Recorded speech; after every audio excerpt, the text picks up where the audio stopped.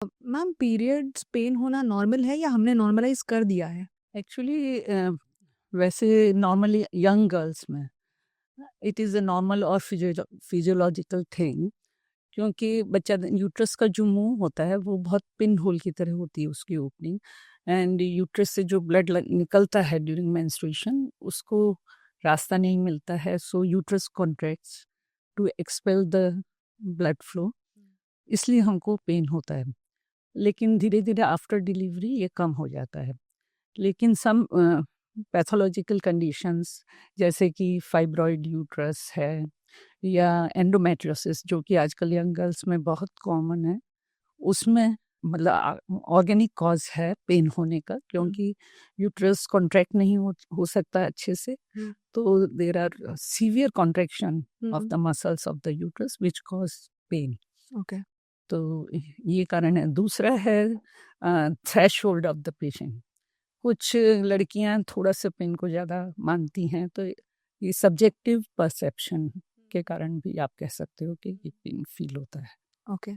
So like a little bit pain is fine, but अगर over हो रहा है तो दैट बी अ इशू। अगर बहुत ज़्यादा हो रहा है तो आपको डेफिनेटली गायनेकोलॉजिस्ट को कंसल्ट करके, अगर ज़रूरत हो तो सोनोग्राफी और करा के हम लोग रूल आउट कर देते हैं पैथोलॉजिकल कंडीशंस को। ओके, पर हम ये भी सुनते हैं कि इसके अलावा किसी को हेडेक बहुत ज़्यादा होता है, किसी को उल्टियाँ आती है, किसी की कमर में दर्द, ये सारे कैसे हो रहा है? ये सब आप कह सकते हैं कि हार्मोनल चेंजेस के कारण होता है। एंड दिस इज मतलब ये कॉमन भी है।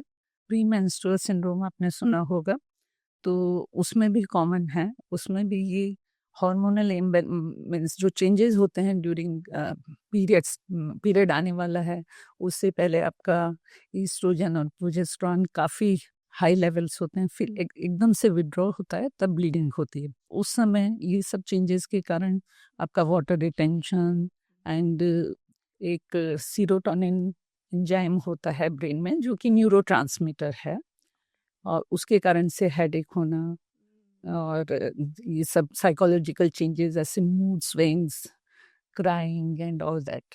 मतलब तो जब पीरियड्स आने वाले होते हैं तब सेरोटोनिन भी कम बेसी होता है? सीरोटोनिन में भी चेंजेस होते हैं चेंजेस? जिनमें होते हैं, और हाँ हर एक में नहीं होते हैं, और इसमें जेनेटिक फैक्टर भी काम करता है, साइकोलॉजिकल फैक्टर आप कितने स्ट्रॉन्ग हैं and how much you can take it naturally as menstruation, तो उसका भी फ़र्क पड़ता है काफ़ी, और आपकी लाइफ़स्टाइल का भी डेफ़िनिटली फ़र्क पड़ता है। इसमें कोई आपने कभी कोई पैटर्न देखा है कि इन जैसे लोगों को पेट दर्द होना या सिम्पटम्स होना, पीएमएस होना ज़्यादा होता है और इन जैसे लोगों को कम होता है? It could be location, it could be food habits, whatever you have yes, definitely genetic factor तो जैसे मैंने आपको बताया है। दूसरा, अगर आप ऑलरेडी डिप्रेस्ड हो, साइकोलॉजिकली स्ट्रॉन्ग नहीं हो,